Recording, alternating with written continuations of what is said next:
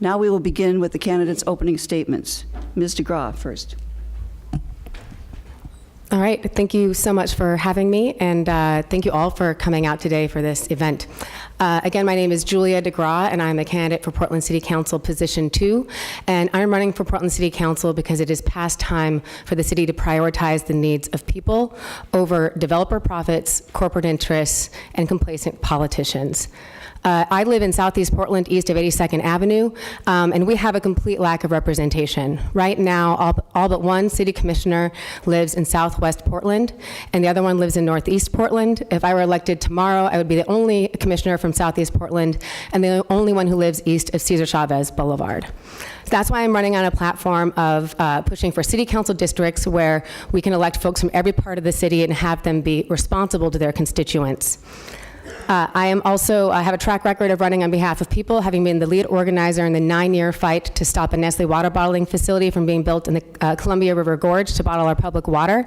And I plan to take that same kind of tenacity to City Hall for all of you. Thank you. Mr. Wolf, your opening statement.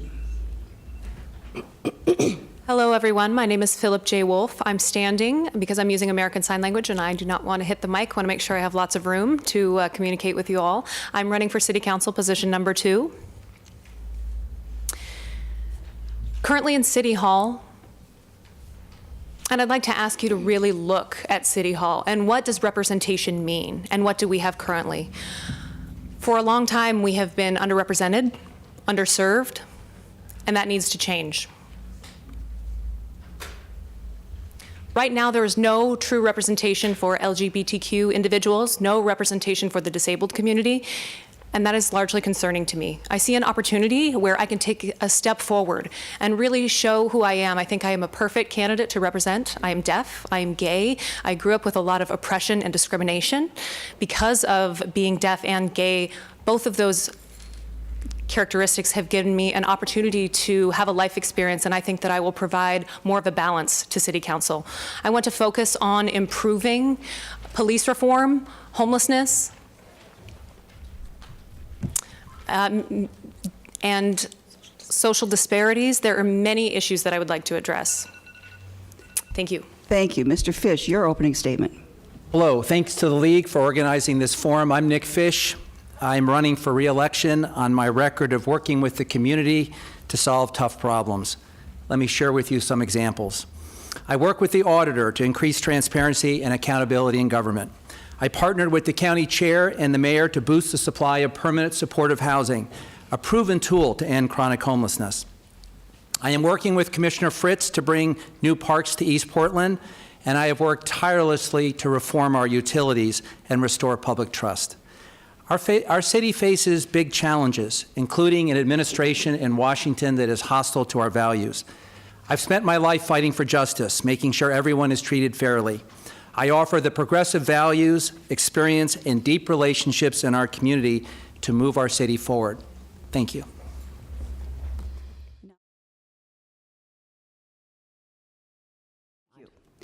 We will conclude now with a 1-minute closing statement from each candidate, beginning with Ms. DeGraw. All right, so yeah, thanks again, everyone, for coming out today. You can view a lot more of my stances on issues and get much more extensive than these 1-minute answers by visiting my website, www.julia4pdx.com.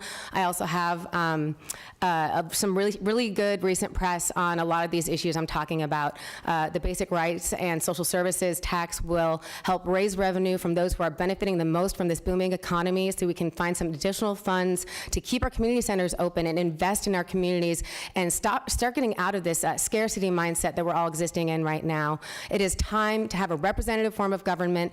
We will get elected officials if we shift how we run the city who will actually think beyond their election timelines and creating real visionary change for our city. If we can have an honest conversation about shifting toward representative form of democracy, having more participation, and I really look forward to working with all of you on creating that Portland together. Thank you so much. Thank you, Mr. Fish. I want to thank the League for inviting us and for all the great work you do in our community. Nearly 60 years ago, John F. Kennedy said that change is the law of life, and those who only look to the past or the present will miss the future. I've laid out a positive vision for Portland's future. a future where we continue to stand up for Portland values and honor all voices in our community. I am proud of the broad and diverse community coalition that is standing with me. Former Governor Barbara Roberts, Basic Rights Oregon Equality PAC, OLCV, Sierra Club, and Bob Salinger, Portland's teachers and firefighters and janitors, Israel Baer and Susan Emmons, Avell Gordley and former mayors Bud Clark and Tom Potter, and my colleague, Commissioner Amanda Fritz. Working together, we can meet the challenges facing our city. On May 15th, I'd be honored to have your vote. Thank you very much. No, thank you. Excuse me for interrupting. Mr. Wolf. Thank you, League of Women Voters, for organizing this event and having me here. Thank you, everyone, for coming here tonight and for listening to us. I know our time is limited. I don't have the luxury of going into detail or in depth about all of my platforms, but you can find my information online. It's philipforportland2018.com. My information on my background is there, my qualifications, and also my goals for the city. All that information is listed on my website, so feel free to take a look at that. And of course, you can email me, and I can answer any questions you may have. I strongly believe that I am the right candidate for this position. I believe it's my time to seize an opportunity to step in and cause a rumble, to make some change here in the city of Portland. And one thing that I want to leave you with is that I believe personal donations can be an issue. People who are wealthy, who fund campaigns, now put people like myself in a compromising position who don't accept campaign funds in that manner. So that's also an issue I just wanted to leave you with. Thank you very much for having me tonight. Thank you. Thank you all for coming, and to our panelists. That's all the time we have tonight for this panel. We will now have a short break before the next panel for Portland Commissioner Position 3.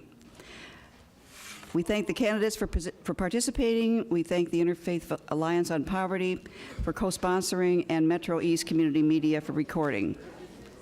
Please check, may I have a moment, please? Please check our website, lwvpdx.org, to view all our forums and for TV replay information. For more primary information, pick up our nonpartisan voter's guide at your local public library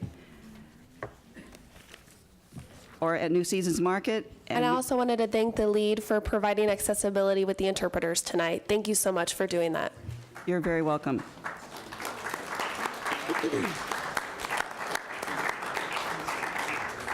Election Day is May 15th. As in all Oregon elections, you will receive a mail-in ballot.